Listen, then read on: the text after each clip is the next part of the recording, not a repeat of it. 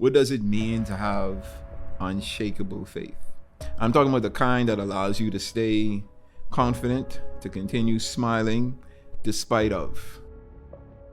If that was my son, seeing him respond to that circumstance, that situation that he was in, the way that he responded, man, I wouldn't have cared where he got drafted and like what happened after that. Like I would have been super proud of my son, because that tells me that he definitely has a great foundation, right? Definitely has a confidence and the belief in himself, and he's ready for whatever it is that whatever it is life is going to throw at him. You go through these situations, you're faced with these decisions that you need to make. You're not sure what the outcome is going to be, but you have to remain confident and sure in what it is that you're doing, and then things work out, right? And it's like, well, what was I freaking out for? Your faith fuels our actions, it fuels our preparation, and it fuels our peace, right? So regardless of what it is that we experience, regardless of what it is that we go through, I think once we have an understanding that I will control what it is that I can control, and everything else, it just is what it is, right? Whatever happens, happens. And as long as I'm given an opportunity to show myself and to perform the way I need to perform and to get the things that I want to get, I think, it'll all be worth it at the end.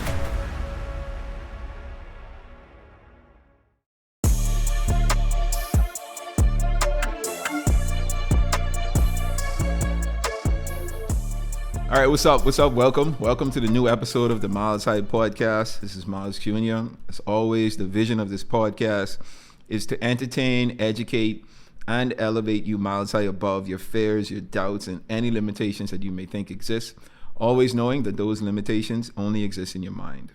All right, so I wanted to talk about something today that I was sparked from watching the NFL draft last month. The NFL has a draft every year. Your college players getting drafted into the NFL, and this draft was a bit different, right? And for me, the question I had, coming out of that is like, what does it mean to have unshakable faith, right? I'm talking about the kind that allows you to stay confident, to continue smiling despite of, and I think we witnessed that, and we all watched, and those of you who are sports fans, you would know that there was a draft prospect, Shedeur Sanders, the son of Shedeur Sanders, who was the QB for the University of Colorado. And coming into the draft, he was super confident. If you know Shedeur Sanders and how he carried himself throughout his career, you would definitely say that his son is a chip off the old block, right? Same charisma, same confidence. Some people may even call it arrogance and whatnot. But he was going through the draft process, and draft day came, and he was pegged to go. Some had him, they had him go in the first round. Like wherever you had him falling within the first round, it was just, I guess, your opinion. Some people had him top 5, some people had him top 10, some people had him top 20, but a lot of people had him going in the first round. He slid to the 5th round, which was, it was crazy. I wouldn't say that he was the best prospect in the draft, but I don't think he was 5th round quality, right? I think he was at the least, if he slid to the 2nd round, it would have been understandable. But I think it was quite possible for him to be drafted in the 1st round. But the fact that he slid to the 5th round, it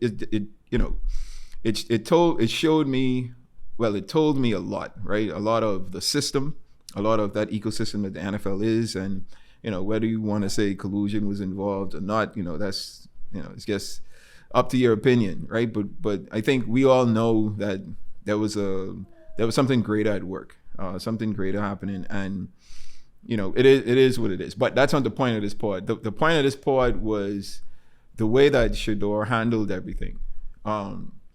If you watched his pre-draft interviews, like while he was going through the combines and meeting with the teams and stuff, you would say that, man, this kid is is arrogant, right? I like to think that he's just confident. You know, it's just me personally. I think it takes a certain level of confidence in yourself to play sports, right? And to be ridiculed on a day-to-day basis based off your performance. And to still smile at the end of the day, still be happy, still be joyful, and still enjoy what it is that you do. You know, a lot of players lose the love for, especially athletes, lose the love for the sport that they're in because they let a lot of the outside noise affect them. And, you know, there was a point after the first day of the draft, so it was the first 2 rounds, and he didn't get drafted, and he had all this. Now keep in mind, he even expected, so family expected, friends expected to go, you know, first round for sure. They had this whole setup where, you know, they had these different platforms for branding, and he had this draft party, and, you know, a lot of friends and family was over. So they did a whole lot. And for him not to get drafted, you know, I'm sure it affected him, right?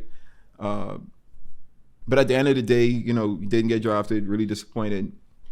And he made a speech to the persons who were there at the draft. And I remember my wife and I watched the speech, and we both looked at each other and was like, yo, like, we would definitely want our kids to have this type of confidence and this type of reaction in this type of moment, right?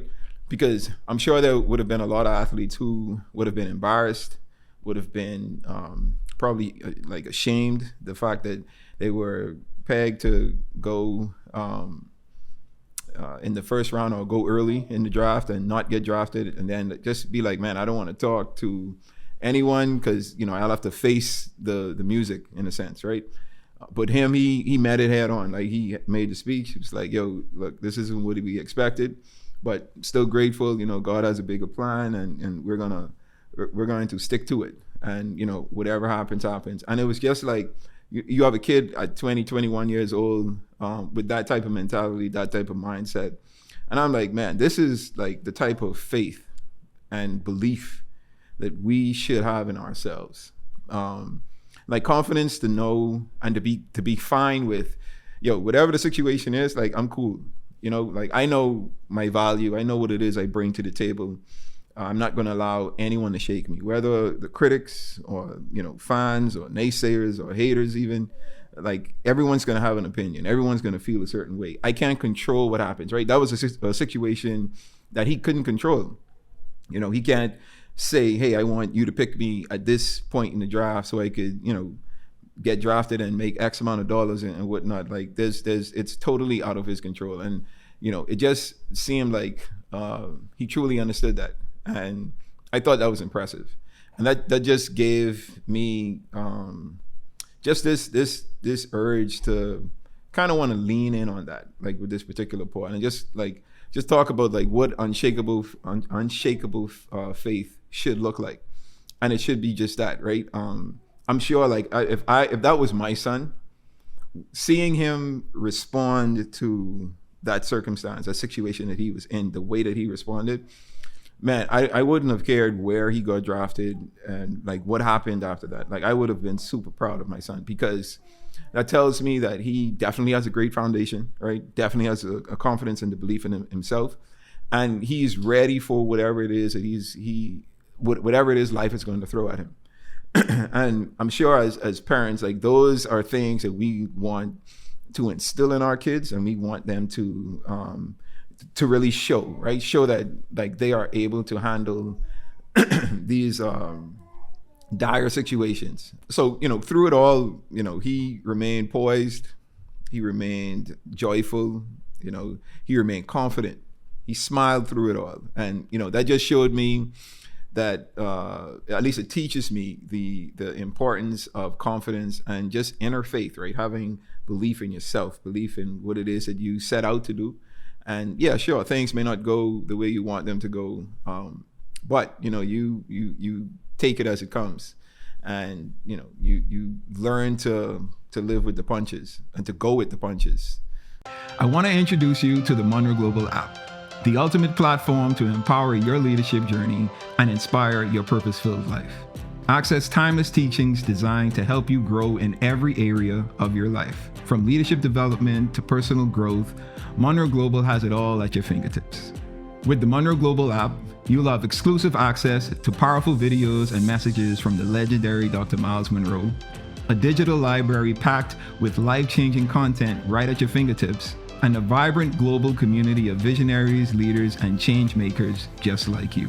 Whether you're at home, on the go, or in the office, the Monroe Global app ensures you never miss an opportunity to learn, grow, and lead. Available now on Google Play and the Apple App Store, the Monroe Global app is your gateway to unlocking your potential and impacting your world. Download the Monroe Global app today and take the first steps toward living the life you were born to lead.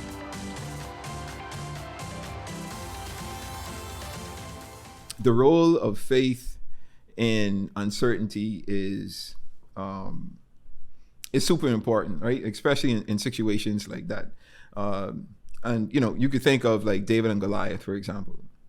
You have Goliath, who was, I think they pegged Goliath as about 8 feet tall, a little over 8 feet tall. David, way shorter, way smaller, not as strong. But David was confident. David didn't allow what he saw in the front of him to deter him from the ability or the strength, right, that he knew that he had because of the Creator, the God that he served. And then you look at the greatest example in the world, in history, I should say, Jesus, right? When him and the disciples were on the boat and they were going through the storm, and the disciples were freaking out, and it was like, yo, Jesus, you just could sleep through, and Jesus was asleep, right? Sound asleep. It's like, Jesus, you're just gonna sleep through this storm. You're not worried or whatever. And the way that Jesus woke up and what he said, he was like, man, like it was for him. It was like, why y'all stressing over this storm, right? It's just a storm. It's nothing big. Like, you have authority enough to quiet this storm. And like, imagine going through a hard time, right? Something that is traumatic, a traumatic experience, and everyone around you is freaking out. Everyone around you is like, man, what is going on? Like, this is crazy. And you're just cool, calm, and collected. And for you, it's like, it's just another day. We'll get through this and whatnot. Imagine people's reaction to you. I'm sure it was the same. It would have been the same reactions like the disciples had to Jesus. But what Jesus displayed is the confidence, the strength, and the belief and the faith that we should have in these dire situations, right? The situations where we're going through the storm and we're experiencing these things that are traumatic, should, make us afraid, make us fearful, make us not want to continue, make us want to go back, make us want to, curry off into a corner. It's the reaction that we are supposed to have. And how we should respond in these different situations. And it's not always easy, right? I know for me, growing up, there would be situations and issues that would come up and circumstances that would come up, and I would be like freaking out and be like, man, I would, talk to my dad and be like, yo, how are we going to get through this? Like, what is this? And he would just be so calm, like wouldn't seem bothered by the situation. And I would always ask him, like, yo, why are you so calm in the situation? Like, the consequences of certain, things, decisions, or things that happen, or if they don't happen, like, you understand the consequences that are going to come along with that. And for him, it was like, yo, I was given instructions, I was given a word, and I'm going to hold on to that. I'm going to stand on that. And, regardless of what happens, I'm not going to worry because the word was given to me. And, seeing that over a period of time, it just built my faith, right? Because, and I mentioned this before, like, you go through these situations, you're faced with these decisions that you need to make. You're not sure what the outcome is going to be, but you have to remain confident and sure in what it is that you're doing, and then things work out, right? And it's like, well, what was I freaking out for, right? Obviously, the circumstances or the situation called for me to maybe be a little fearful, but things work themselves out. And that's how it was with my dad. And that's, being able to observe him in those situations, and seeing that, he wasn't bothered, he wasn't worried, but I was.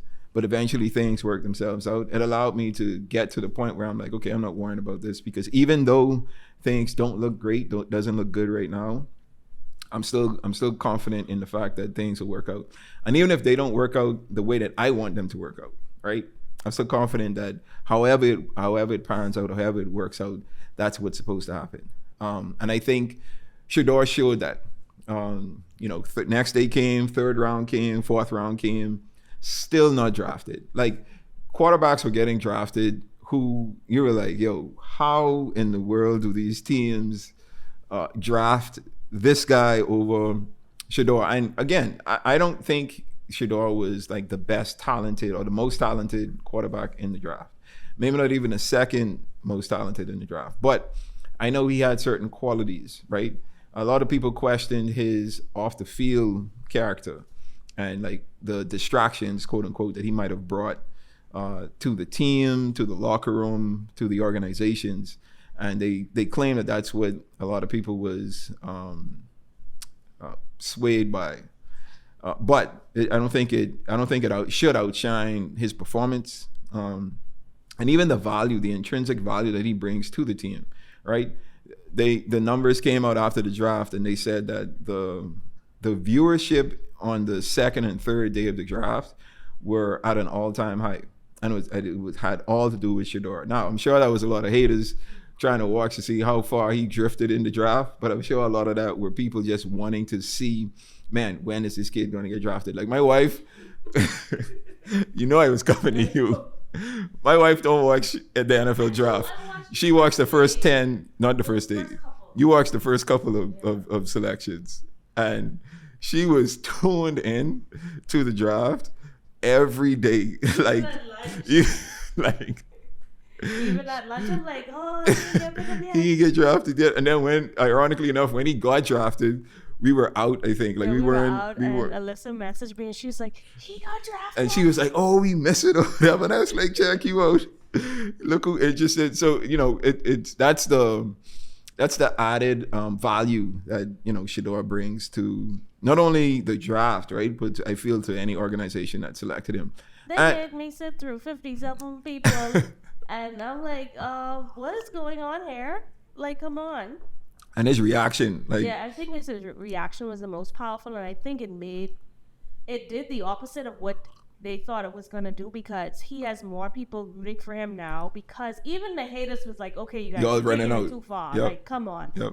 And I think there is a thin line between being humble and arrogant, and I think a lot of people, because of how you look and how you perceive, it is a black person is too arrogant, but someone else is. Because they talked about this too. Before. Baker Mayfield did it when he was coming out. Johnny Manziel did it when he was coming out of college. Like all of them were overconfident, arrogant to a certain extent, but of a different hue. So it was perceived to be different in some eyes. I don't even think it was an issue at the time. And I don't think a lot of what Shedeur had to deal with had to do with him. I think it had to do with his dad, which was crazy to me because, Deion hasn't been a part of the NFL for a number of years. Like he's been coaching his sons in college for years, right? So the fact that, I mean, this is all speculation, right? But if allegedly that these teams made the decisions that they made because of Deion, and I guess either what he said leading up to the draft or just who he was while he was playing in his playing days, and who knows what the issue is. But for every team in the NFL to pass on this guy for 4 rounds, is crazy to me. And again, even some of the quarterbacks that were picked ahead of him, it's like, come on now, you guys read it out. My wife said they trash. I'm not gonna say they're trash because I watched the tape of it was one tape, and they could edit those. The numbers of the quarterbacks who got picked before Shedeur, not They were comparable. Yeah, Like, but they, come on. it's who you play, it's the conference you're in. So like all of those variables come into play when it was comes just to the hate. numbers. It was just hate, and it was. It was hate though. I mean, because there's was, no way you know- he should have dropped to the 5th round. So I definitely agree. There was a little bit of hate involved. I just think it was a lot of it had to do with who we think he is, and we're not gonna be able to control him because he doesn't need the money. Yep. He's from a good family, so I think you can take advantage of someone who doesn't have it and who. And you know what was doesn't crazy have too? the- So like they were talking about like his chain that he was wearing, and I'm like, yo, have y'all seen it? Like these other guys in the draft had their chain was like just as flashy, just as big, just as arrogant in a sense as Shedeur. So I think it was a lot of unnecessary scrutiny that he was facing. That was placed on him during the draft. But for me, even when he got drafted, right? So you have the Cleveland Browns who drafted him. They had ample opportunities to draft him throughout the draft. Even in the round that they drafted him, they had about 2 to 3 picks prior to the pick that they drafted him where, they were making selections. But even when he got drafted, he was just as happy as he would have been. He was just as cordial with the coaches because they do the call and they say, hey, we're going to pick you at this spot or whatever. Like he was excited, ready to work.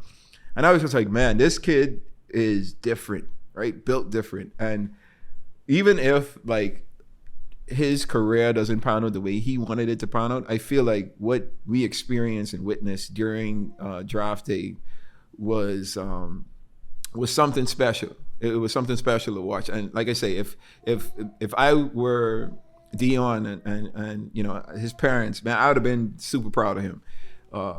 Just remaining confident, remaining positive, like not running away from the fact that he slid in the draft, but like facing it head on and just being like, all right, this is what it is. Here's my speech. I'm not gonna let y'all see that this affected me in any negative way. Like he basically said like, yo, we're Sanders, right? So we're used to this, and that was really impressive to me. And so I wanted to think like, man, how do we develop this type of confidence? How do we develop this type of faith, right? And then looking at that situation, I noticed 4 things that we could have, right? The first is you have to know who you are. You have to identify the value that you bring and stand on that, right? Don't allow any outside noise to affect the confidence that you have in yourself. Like, the work that you put in, what it is that you do, what it is that you bring to the table. So the identity that you establish for yourself, and this is who I am, this is what I present, this is what I bring to the table, this is the value that I bring, and nothing is going to deter me. Whether I'm drafted in the 1st round or the 5th round, whether I get the promotion or don't get the promotion, whether I get the job or don't get the job. Like, it doesn't change who I am because it's a part of the journey. It's a part of the story. It's a part of my purpose. The second is you have to protect your mindset. Like, you have to remind yourself of your worth and your value. And you have to eliminate any comparisons, right? Because it's you versus you. So I'm sure, like everyone else, like who we saw these other quarterbacks getting drafted ahead of Shedeur. Like, he could have come out, or there could have been video, right, that showed him being like, yo, this dude will get drafted before. I'll be like, who is this guy? Like, and showing the numbers and showing reasons why this guy shouldn't get drafted. Like, I think if it was me, I might have done that, right? Just to be petty. But there's a certain level of mindset protection that you have to have, right? Not allowing those thoughts to creep in to cause doubt or to cause you to devalue yourself because of what the outside is saying.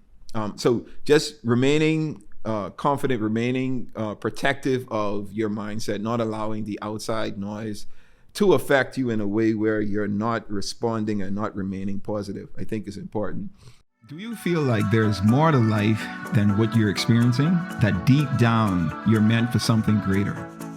It's time to stop wondering and start discovering. At the Monroe Institute of Leadership, we believe every person carries a unique purpose, a calling designed specifically for you. Our transformative courses, Discover Purpose and Unlock Your Potential, are crafted to help you uncover that purpose and equip you with the tools to step confidently into your destiny. These powerful courses are for leaders, entrepreneurs, students, and visionaries like you. Through proven principles and actionable insights, you will clarify your vision and set bold goals. You will identify your strengths and passions.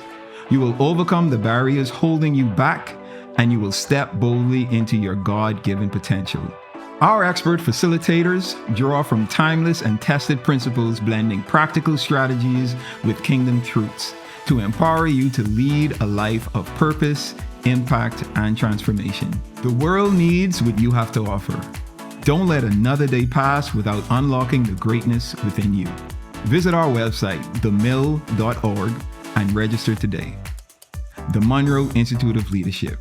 Renew your mind and transform a generation.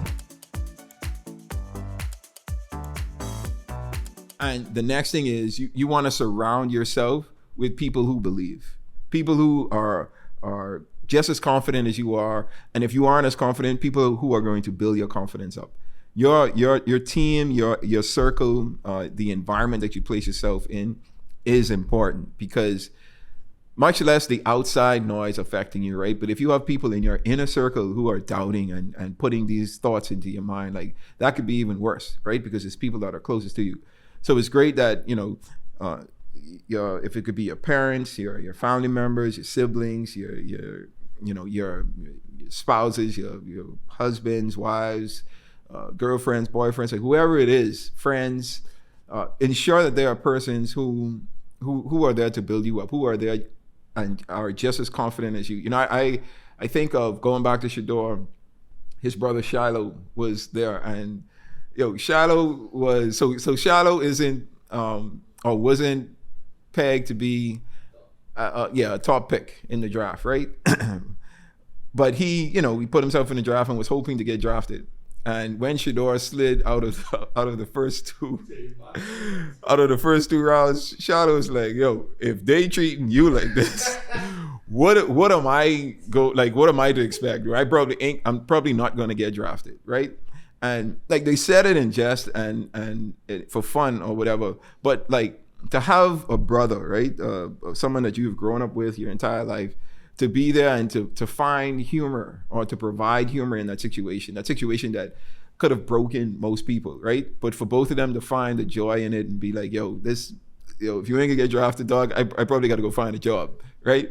And then when he got drafted, Shiloh was the first one there celebrating, dancing with his brother, man. Like that's the type of environment that we need in our day-to-day lives to face all of these circumstances. Like I thank God for my wife, right? My wife is she builds me up and she breaks me down at the same time, right? She's my number one supporter and my number one hater, all in the same person, right? But I love it though, because she keeps it real, right? And when it's time for me to like get aggressive and pop off, like she there supporting me.